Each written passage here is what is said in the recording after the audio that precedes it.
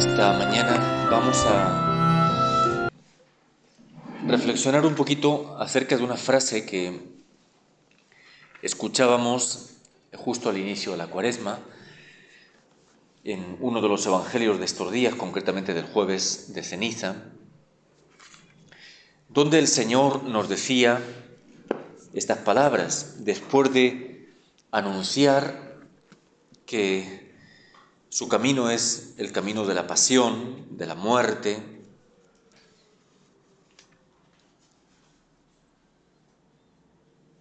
Jesús nos decía estas palabras: el que quiera seguirme, que se niegue a sí mismo, cargue con su cruz y me siga. Vamos a reflexionar un poquito sobre esas palabras, niéguese a sí mismo, para entender qué significa eso. Bueno, hay quienes piensan, ¿no? Porque el cristianismo es todo negativo, es todo negación. Bueno, lo primero que hay que afirmar es que cuando el Señor nos llama, nos invita a renunciar, siempre lo hace en favor de un bien mayor. O sea, no es nunca la renuncia por la renuncia. Por ejemplo, ayer han meditado un poco acerca del ayuno. El ayuno es una renuncia, obviamente, pero el ayuno es en sí algo totalmente positivo porque está en función de que en el alma se despierte una mayor hambre de Dios. Ese es el sentido del ayuno. Entonces, sí, ayuno de comida, ayuno de entretenimientos, distracciones, ayuno de otras cosas, pero ¿para qué? Para que mi alma, mi corazón, todo mi ser esté más hambriento de Dios, más abierto a Dios. Es una finalidad totalmente positiva. Y eso se puede decir de todo tipo de renuncia en la vida cristiana. Entonces tenemos que saber entender muy bien. Cuando una persona recibe una vocación de especial consagración y se consagra o es consagrado por Dios mediante los votos, ¿no? Pobreza, castidad, obediencia. Por ejemplo, el voto de castidad o de virginidad. Hay una renuncia, evidentemente, a formar un matrimonio, hay una renuncia a engendrar unos hijos, pero no es la renuncia. O sea, el voto de virginidad o de castidad no es ante todo la renuncia, sino ante todo es que la persona ha sido conquistada, su corazón ha sido conquistado por Cristo, que se da como el verdadero esposo y que comunica una fecundidad espiritual que es mucho más grande incluso que la maternidad o la paternidad biológica. Entonces, hay una renuncia, sí, pero es una renuncia en favor de un bien mayor. El voto de pobreza, pues igual es renunciar a bienes materiales para vivir y experimentar que Cristo es tu riqueza, que Cristo es tu tesoro. El voto de obediencia, pues sí, niego, renuncio a mi voluntad para poder acoger enteramente la voluntad de Dios en mi vida. Entonces, siempre, eso es muy importante tenerlo claro, toda renuncia es siempre en función de un bien mayor.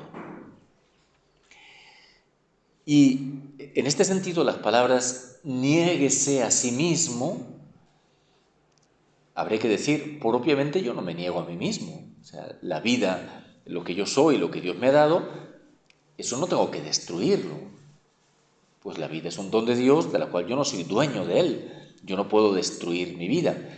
Entonces, propiamente, no va a ser negar lo que Dios me ha dado, lo que Dios ha hecho en mí, sino que va a ser, sobre todo, negar lo que en mí hay de desordenado, de pecaminoso, de contagiado por el pecado, etc. Eso es lo que se trata de negar. Entonces vamos a intentar tocar algunos puntos que nos abran un poco el horizonte. Evidentemente, lo primero que hay que negar es el pecado. O sea, todo lo que sea pecado ha de ser rechazado de manera total y absoluta. ¿Por qué? Pues porque el pecado es el gran enemigo, el pecado es el gran obstáculo. Entonces, el seguir a Cristo implica, como condición básica y fundamental, un no al pecado.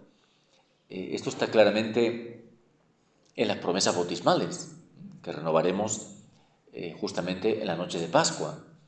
Juntamente con la fe en Cristo, en Dios Padre, en el Espíritu Santo, esa adhesión, esa entrega a las personas divinas, está también la renuncia a Satanás, al pecado, al mal, porque son incompatibles. Entonces, no basta decir yo sí creo en el Señor, amo al Señor, quiero seguirlo, pero una vela a Dios, otra al diablo. Pues no, es imposible. O sea, tiene que haber una ruptura total con todo lo que sea pecado. Entonces, ese es un primer punto que debe estar muy claro, pienso que lo estará en todos los aquí presentes, y como tal no voy ahora a detenerme, aunque quizá después volvamos también un poquito sobre ello, pero no voy a detenerme mucho ahora sobre lo que es el pecado. Todo lo que es pecado, tanto si es pecado mortal como si es venial, ha de ser rechazado. Por cierto, una pequeña aclaración con eso, que es bueno que tengamos todos presente. Pecado venial no significa pecado sin importancia. Venial quiere decir que no mata, ¿no? Mortal es porque mata la vida de la gracia, mata nuestra unión con Dios, nuestra relación con Dios, pero el pecado venial no es sinónimo de pecado sin importancia, porque lo que el pecado venial hace es debilitar esa vida de la gracia, enfriarla, irla sí, debilitando. Entonces, lo mismo que en el plano físico, uno no se conforma con no morirse. Yo ya me conformo con no morirme, ¿no? O sea, uno procura tener vida, estar fuerte, estar sano, estar robusto, procura tener vida. No dice, no, yo me conformo con no morirme, como lo mínimo para no morirme, y si sale alguna enfermedad, bueno, si es muy grave, intento, si es grave, sí que me atiendan, pero si no, pues, procuramos estar sanos. Pues en la vida espiritual lo mismo. No basta decir, ya, voy a evitar el pecado mortal para no perder la gracia de Dios. No, evito también todo pecado venial, porque todo pecado venial debilita, apaga y termina destruyendo esa vida de la gracia. Entonces, ese rechazo total, absoluto, al pecado en todas sus formas, porque el pecado siempre es grave, aunque sea venial. Ahora, lo que quisiera también ahora detenerme es en algunos otros detalles de los que no se suele hablar mucho y que son necesarios e imprescindibles en nuestro camino espiritual y que explican muchas veces que no avancemos, ¿no?, en nuestra vida cristiana. ¿Por qué, Padre, llevo tantos años participando en la parroquia, yendo a misa, orando, y estoy igual y no avanzo? Bueno, es verdad que muchas veces esas valoraciones pueden ser no acertadas, ¿no? O sea, uno es mal juez de sí mismo. A veces uno puede pensar que no está avanzando y en realidad sí avanza. Pero bueno, dejando aparte que somos malos jueces de nosotros mismos, sí es cierto que muchas personas, bueno, llevan una vida cristiana en el sentido de que sí, han dejado el pecado, viven en gracia, viven los sacramentos, oran, están participando en un grupo, en una comunidad, en un área pastoral, etc. Pero muchas veces se quedan ahí como estancados, ¿no?, como sin avanzar. Vamos a ver algunos puntos de dónde puede estar la razón de ese estancamiento, de ese enfriamiento o de ese no avanzar o no crecer.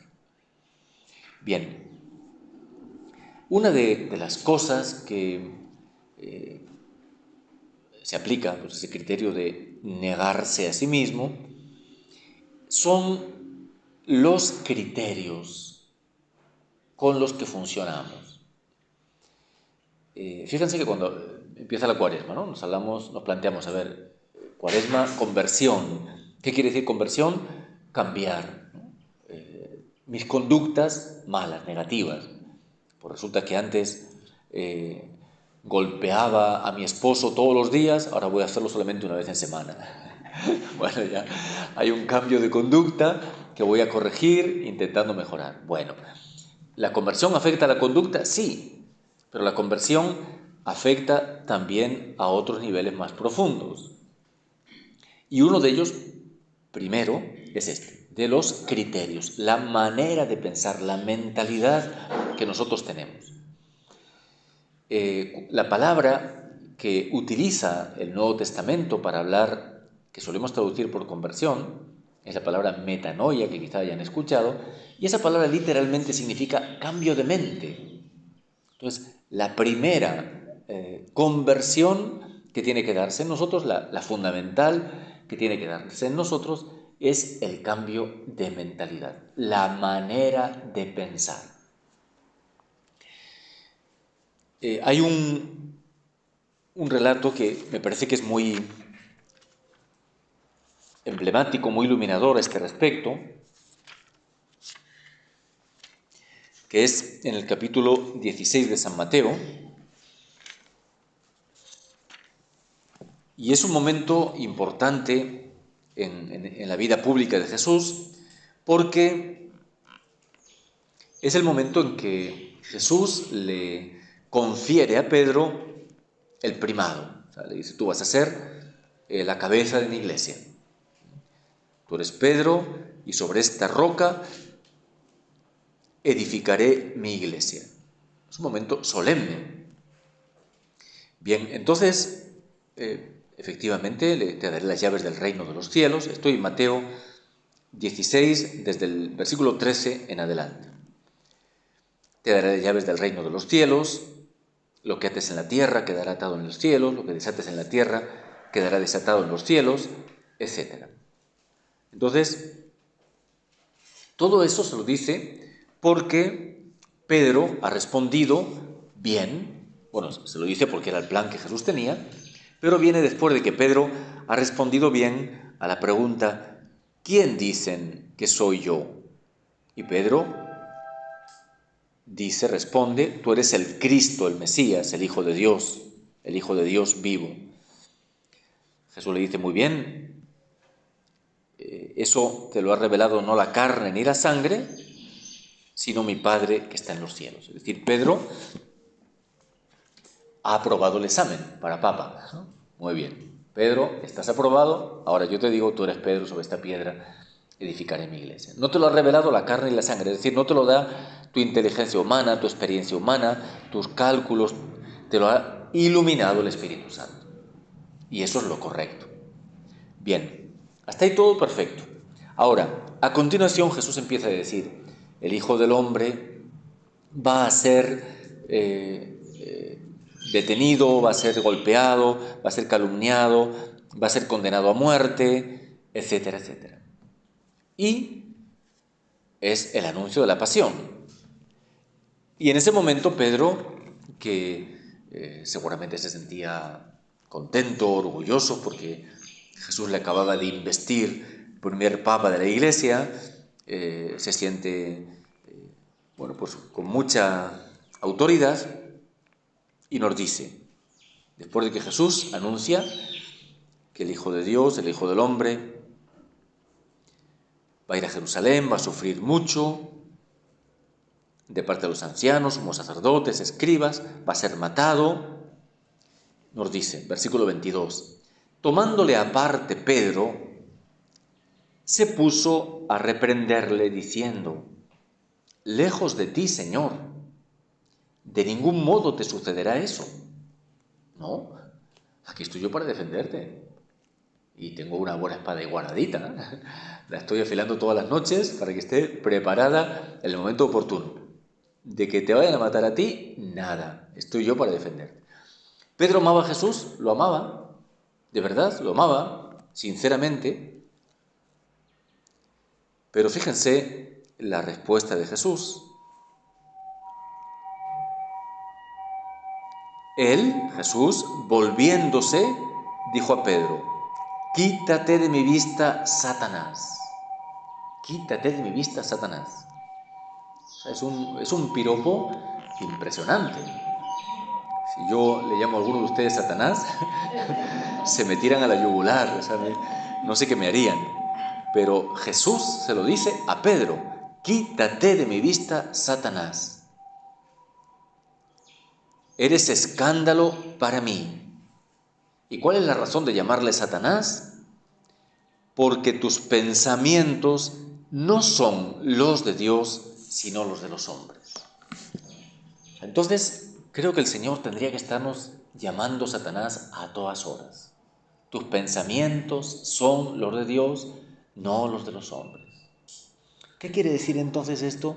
Que el primer paso de la conversión es cambiar nuestros criterios, nuestra manera de pensar, para que nuestra manera de pensar se vaya adecuando a la manera de pensar de Jesús, a la manera de pensar Dios, a los criterios del Evangelio. Repito, Pedro amaba a Jesús y lo amaba sinceramente, pero estaba equivocado. No puede ser que tú vayas a entrar por la cruz, no puede ser. No. Y le corrige, ¿no? Se le ha subido a la cabeza la autoridad de Papa y Jesús, un momentito, tú eres el maestro, pero ahora yo aquí voy a ejercer de Papa y tú, eso no, ni hablar. Piensas como los hombres, no como Dios. Apártate, eres escándalo. Fíjense, esta palabra, la palabra escándalo, en la Biblia, significa tropiezo. Y esto es muy importante porque muchas veces pensamos que escándalo es solamente cuando uno hace algo muy grave, ¿no? O sea,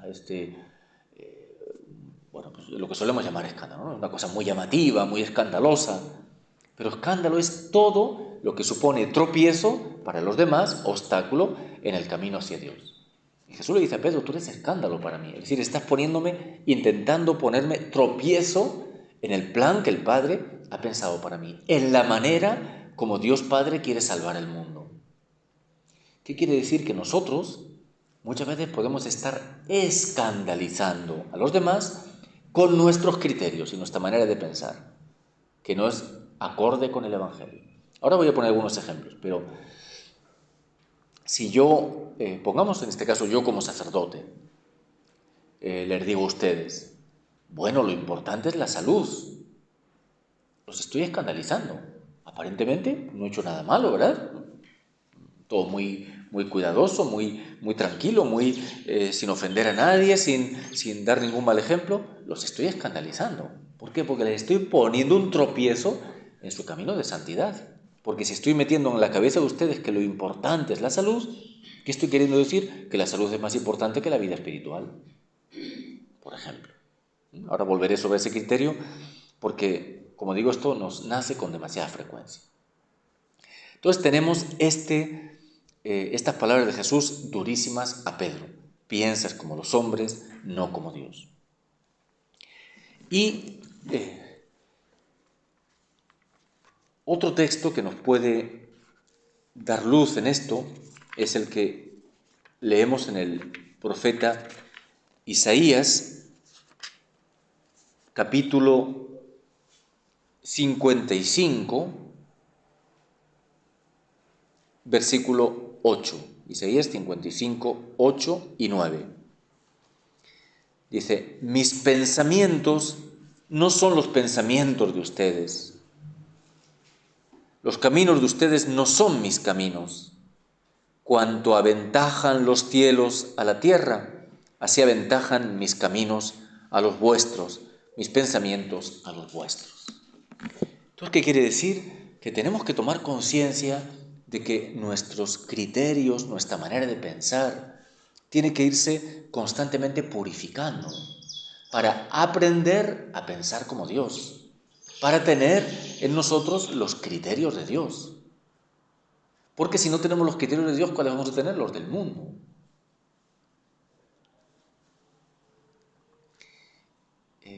Miren, un ejemplo clarísimo que todos vamos a entender. Por ejemplo, un terrorista que pone bombas y mata gente por centenares. ¿Dónde está el problema de ese terrorista? Aquí, en la cabeza. Es decir, él está no es que sea, bueno, no sé si es malo o no es malo, pero no es tanto que sea malo, sino que en su cabeza hay una idea equivocada de que para conseguir la justicia hay que matar a los opresores, de que para conseguir la igualdad, etcétera, hay que poner bombas. Creo que Perú lo ha vivido hace no tanto tiempo y otros muchos países lo han vivido y lo siguen viviendo. O sea, el terrorista, ¿cuál es su problema? Su cabeza. Ha asumido en su mente unos criterios que claramente son erróneos. La paz, la justicia, la igualdad no se consigue jamás por la violencia. Entonces, ¿qué habrá que hacer? Decirle, oye, sé bueno. No, habrá que ayudarle a cambiar sus criterios, porque mientras piense así, va a seguir intentando matar, porque está convencido de que esa es la manera para instaurar la justicia y la igualdad. Este es un caso extremo que todos lo vemos claro. Pero como ese hay tantos, en cosas más grandes o más pequeñas, en las que sin darnos cuenta asumimos y nos tragamos los criterios del mundo, la manera de pensar del mundo. Entonces, nuestra conversión pasa por dejar que la palabra de Dios y la enseñanza de la Iglesia nos vaya iluminando y aprendamos a rectificar los criterios erróneos que tenemos. Uno, porque son criterios erróneos, y otro porque cuanto más conocemos a Dios, mucho más se van perfilando, matizando, purificando nuestros mismos criterios o manera de pensar. ¿El objetivo cuál es? Lo que dice San Pablo, el objetivo es llegar a lo que dice San Pablo en la primera carta a los Corintios, cuando escribe estas palabras. Primera de Corintios 2, versículo 16. Bueno, ha estado hablando ahí todo ese capítulo 2, precisamente lo mismo que la pelea de Jesús con Pedro respecto de la cruz. También aquí es el tema de la cruz. O sea, si ustedes leen desde 1 Corintios 1, 17 en adelante, ahí San Pablo está hablando de esta predicación de la cruz. Dice, la predicación de la cruz es una necedad para los que se pierden, mas para los que se salvan es fuerza de Dios. Predicamos a Cristo crucificado, escándalo para los judíos, necedad para los gentiles, pero para los llamados, tanto judíos como griegos, un Cristo que es fuerza de Dios y sabiduría de Dios. Pues lo necio de Dios es más sabio que lo sabio de los hombres, y lo débil de Dios es más fuerte que lo débil de los hombres. Es decir, San Pablo también aquí ha experimentado una conversión. ¿Cuál ha sido la conversión que ha experimentado? Cuando dice, para los judíos, Cristo crucificado es escándalo. Él era judío. Para Pablo, antes de su conversión, decir que que Dios ha salvado al mundo a través de un crucificado, eso es absurdo. Eso es absurdo. Ellos esperaban un Mesías poderoso que destruyera a los paganos, que destruyera a los romanos. Un Mesías poderoso, pero decir que Dios ha salvado a través de un hombre crucificado, el colmo de la humillación, el fracaso total, ¿Dios va a salvar así? No puede ser. Pablo lo ha pensado. Por eso dice, para los judíos es escándalo. Él lo ha sentido así. Es una locura, es un absurdo, eso no puede ser. Pero si eso lo ha pensado Pablo, para los judíos es escándalo, para los griegos es necedad, quiere decir que para todos nosotros, la cruz es algo que provoca un rechazo instintivo y sin embargo es el camino de Dios. Entonces, ¿dónde está la conversión o uno de los aspectos de esta conversión de Pablo? En que él va entendiendo que ahí en la cruz está la verdadera sabiduría, está la fuerza salvadora de Dios en la cruz.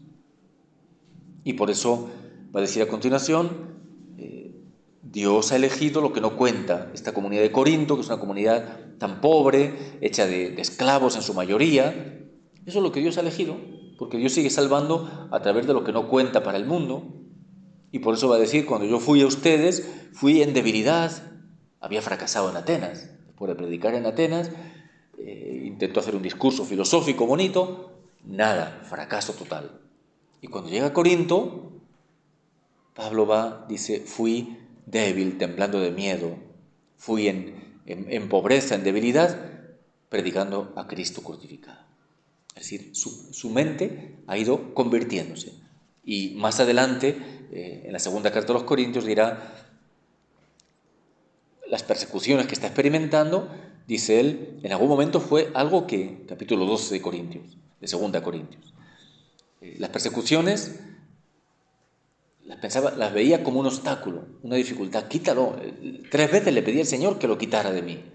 Y el Señor me dijo, Pablo, mi gracia te basta, mi fuerza se muestra perfecta en la debilidad. Ven, Pablo ha ido corrigiendo, cambiando su manera de pensar. Y ahora entiende que esa persecución que está sufriendo no es un obstáculo, sino que esa persecución es la manera como la cruz de Jesús se hace presente en su vida y Jesús continúa salvando a través de esa contrariedad. Él le pedía, Señor, quítamelo eso, allana el camino para que yo predique el Evangelio y todo el mundo se convierta. Y aparecen obstáculos, dificultades, persecuciones. Y entiende, es que eso no es un obstáculo, es que eso es el arma más poderosa para que la gente se convierta. Y termina diciendo, con sumo gusto, me gloriaré en la cruz del Señor. Presumo, me gozo de la cruz de Cristo. Presumo de las dificultades, de las contrariedades sufridas por Cristo, porque precisamente cuando soy débil, entonces es cuando soy fuerte. Entonces, ven cómo ahí Pablo ha ido, primero, ha tropezado en lo mismo que tropezó Pedro, la cruz. En lo mismo que tropezamos nosotros, que tenemos como un rechazo instintivo a todo lo que sea sufrimiento. Pero cuando Pablo ha ido haciendo todo ese proceso de conversión interior, de cambio de mente, de cambio de criterio, finalmente llega a decir, 1 Corintios 2:9, ¿quién conoció la mente del Señor para instruirle?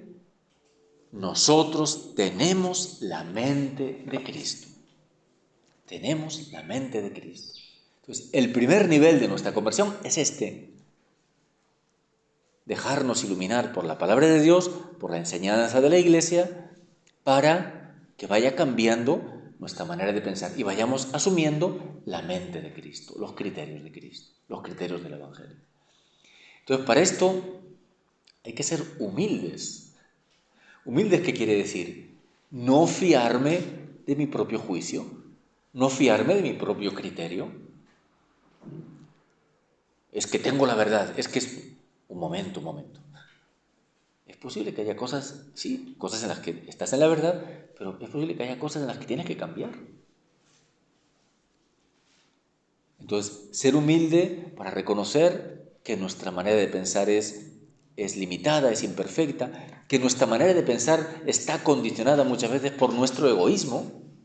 Y si no, piénsenlo, muchas veces asumimos un criterio, una manera de pensar, porque es la que nos va, ¿no? Esto me resulta más cómodo, más agradable, va más con mi carácter, con mi temperamento, las cosas deben ser así. Y cuando otra persona dice que son de otra manera o que deben ser de otra manera o las hace de otra manera, ya chocamos. Pero ¿no será que tengo que rectificar? Entonces, ser humildes para reconocer que en nuestra mente hay mucha tiniebla, hay mucha oscuridad, hay criterios torcidos y equivocados que pueden y deben ser corregidos, pueden y deben ser cambiados. Bien, a veces, no solamente es que hay criterios equivocados, erróneos, sino que incluso somos contradictorios. Podemos estar afirmando una cosa y la contraria. Vamos a ver. El ejemplo que antes ponía, que además sigue siendo muy actual, porque pues parece ser que la dichosa pandemia todavía no se acaba de ir.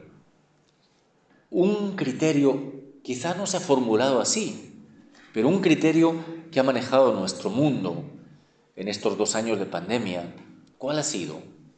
Lo más importante es la salud física, corporal. Eso es lo más importante. Y los creyentes muchas veces nos lo hemos tragado. Claro, si lo más importante es la salud, entonces, pues, cerremos las iglesias, no vayamos a la misa, todo tipo de reunión, nada, porque lo importante es la salud. ¿Es verdad eso? Es una gran mentira. Porque no es verdad que lo más importante es la salud. La salud tiene un cierto valor, no lo vamos a negar. Dios nos ha dado la vida y tenemos el deber de cuidar la vida. Cuidar nuestra salud, tenemos el deber, eso es un deber moral. Pero no es el valor supremo ni absoluto. La salud es importante, pero hay otros valores que están por encima de la salud. Es curioso porque incluso a nivel humano eso es así y se ve así, ¿no? Vamos viendo, yo no veo mucha noticia, pero está la guerra donde Rusia invade Ucrania. Pues los ucranianos entienden que vale la pena arriesgar la vida para defender su patria. ¿Por qué? Pues porque la libertad de un país es un valor que merece ser defendido, incluso con la propia vida, con el riesgo de la propia vida. Lo vemos a todas horas. Incluso a nivel humano, entonces se ve que lo más importante no es la salud, ni siquiera la vida física. Y si entramos en los criterios del Evangelio, desde luego, clarísimamente no es así. Es decir, ¿cuál es el criterio del Evangelio? ¿De qué le sirve al hombre ganar el mundo entero si pierde su vida? ¿De qué le sirve tener mucha salud si al final se condena? ¿De qué le sirve vivir muchos años en este mundo si se pierde? Entonces, ¿cuál es el criterio correcto? El valor absoluto es la salvación eterna, es la salvación del alma. Entonces, si es que, supongamos, hay un riesgo de contagio yendo a misa, bueno, pues hay un riesgo, claro, también lo hay para ir al trabajo, también lo hay para ir al mercado. Pero aunque haya un riesgo, como valoro la vida espiritual, como valoro la santidad, como valoro la salvación eterna, bueno, si es que hay riesgo, lo corro, ningún problema. Y que me contagié por ir a misa y me morí, pues bendito sea Dios, de algo hay que morir. Dios no nos ha dicho que vamos a morir todos a los 95 años. Algunos llegan ahí, algunos como Matusalén llegarán a más. Pero nadie nos ha dicho que tenemos que vivir. No, o sea, el Señor más bien nos ha dicho, estén preparados, porque no saben el día ni la hora. Y puede ser el virus, o puede ser la bomba nuclear, o puede ser el terremoto. En cualquier momento puede llegarnos el fin de nuestra vida. Estén preparados. ¿Ven? Entonces, esto cambia totalmente. Como un criterio, una manera de pensar, es fuente de toda una conducta, de todo un modo de plantear la vida, de todo un modo de organizar las cosas. En función de lo que yo creo, actúo. Normalmente es así. Y decía que a veces somos contradictorios porque, por ejemplo, podemos estar celebrando, ¿no? Estamos en la liturgia celebrando un mártir, ¿no? Por decir, ¿no? Pues San Maximiliano Kolbe, que en el campo de concentración de Auschwitz ofreció su vida por aquel otro prisionero que no quería morir, y lo celebramos, y qué bien, y qué maravilla el testimonio de San Maximiliano, del padre Kolbe, que entregó su vida por otro, y salimos de la misa y ante cualquier riesgo, no, pero es que lo importante es mi salud, lo importante es... pero bueno, no acabamos de decir que ese es el camino, que ese es el estilo de Jesús, que ese es el estilo de los santos, y somos contradictorios. Entonces, lo primero es corregir los criterios que tenemos erróneos, pero segundo, ser capaces de confrontarnos a nosotros mismos para ver estas contradicciones en las que incurrimos constantemente. Cuando hablamos de coherencia, el primer punto de la coherencia es es ver que mi mente se va adecuando más y más a la mente de Dios y que intento vivir y actuar de acuerdo con esos criterios. Muchas veces, no, es que sí, una cosa es cuando estoy en la iglesia, otra cosa es ya después de la iglesia, ¿no? Cuando estoy en la iglesia soy el más devoto de los devotos. Una vez que salgo, soy el más diablo de los diablos. Entonces, oye, ya me saco mi traje de católico y ahora ya doble vida. No, pero coherencia. Y, no, es que si me manifiesto como católico en mi trabajo, en mi familia, me crucifican. Bueno, pues déjate crucificar. También a tu Señor lo crucificaron. ¿Se dan cuenta? O sea, estamos huyendo de la cruz constantemente y estamos dejando que esos criterios del mundo o esos criterios que nacen de nuestro egoísmo nos estén como acaparando, como atrapando de manera constante. Entonces, el primer punto de esta conversión cuaresmal y de toda la vida es dejarnos convertir a la mente de Cristo, ir rectificando nuestros criterios al modo de pensar divino. Otro criterio que maneja nuestro mundo, lo importante es el dinero, lo importante es tener. Pero ¿qué te dice la palabra de Dios? Mateo 6. No estén preocupados por el mañana. Miren cómo el Padre cuida de las flores del campo, de los pájaros del cielo, y no les falta. ¿Cuánto más no va a cuidar de sus hijos? ¿Cuánto más? No, pero es que tengo que tener seguridad, tengo que ahorrar, Pero, oye, ¿de verdad crees que tienes un Padre todopoderoso, rico, lleno de amor o no? Entonces, ¿qué vienen esas preocupaciones? No se preocupen por el mañana, dice Jesús. No se preocupen. Ya sabe el Padre que tienen necesidad de todo eso. Hombres de poca fe. Entonces, funcionamos como con los criterios del mundo.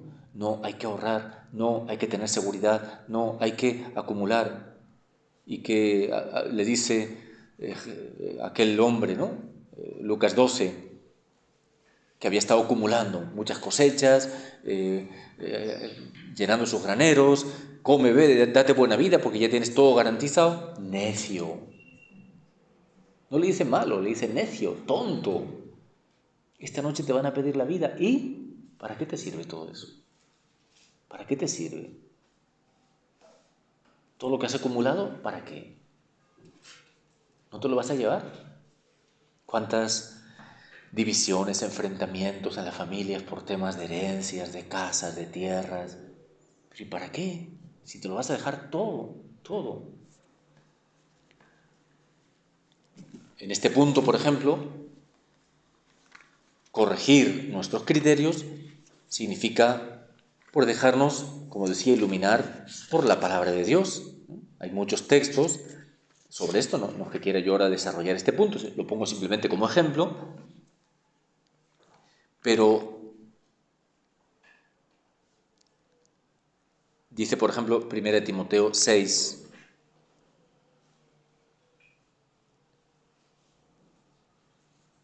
versículo 7 y siguientes. Nosotros no hemos traído nada al mundo y nada podemos llevarnos de él. La experiencia nos lo dice. No hemos traído nada y nada nos llevaremos de él, de las cosas materiales. Mientras tengamos comida y vestido, estemos contentos con eso. Los que quieren enriquecerse caen en la tentación, en el lazo y en muchas codicias insensatas y perniciosas que hunden a los hombres en la ruina y en la perdición, porque la raíz de todos los males es el afán de dinero. La raíz de todos los males es el afán de dinero. Y algunos, por dejarse llevar de él, se extraviaron en la fe y se atormentaron con muchos dolores. Si tú pones el afán de dinero, el tener, el poseer, eso se convierte en Dios, en tu Dios. Y Jesús dice, no puedes servir a Dios y al dinero. Si pones tu corazón en el dinero, pues al final, ¿qué pasa? Te apartas de Dios. Pero ¿qué hay detrás de todo eso? Un criterio erróneo. Una equivocada valoración del dinero, de las riquezas, de los bienes materiales. ¿Ven? Ahí tenemos que trabajar siempre. Primero que todo es corregir nuestra manera de pensar. ¿Qué me dice la palabra de Dios? No, pues confía. Repito, el texto es de Mateo 6, que lo pueden, final del Evangelio, final del capítulo 6 de San Mateo, ese texto precioso sobre la providencia, que no es un texto poético, ¿eh? No es un texto así para Mateo 6 del 25 al 34. No es un texto así para decir, ay, que San Francisco de Asís, hermano Sol, hermana Luna. Es un texto de fe que es para todos nosotros, tampoco es para las monjitas solo. Jesús no dice, nota a pie de página, esto es solamente para las monjitas que han hecho voto de pobreza. Esto es para todos, para todos los creyentes. No estén preocupados por el mañana, qué voy a comer, qué voy a vestir, qué voy a beber. Pero ya sabe el Padre, tienen un Padre que los cuida. Imaginen un niño, un adolescente, un joven que tiene un padre multimillonario, que adora a su hijo. ¿Va a estar preocupado por el futuro? No. Si su padre es rico, su padre le quiere, le adora, va a tener todo lo que quiera. Pues nosotros tenemos un padre no multimillonario, sino infinitamente rico porque tiene todo el universo en su poder y nos ama infinitamente más que cualquier padre humano. Entonces, ahí hemos de entrar. Pues aprendamos a la luz de los textos de la palabra de Dios a corregir nuestros criterios y nuestra manera de pensar. Bien, nos quedamos ahí para que puedan tener ahora un tiempo de oración y de meditación personal. Después continuaremos con algunos detalles más. Gloria al Padre, y al Hijo, y al Espíritu Santo.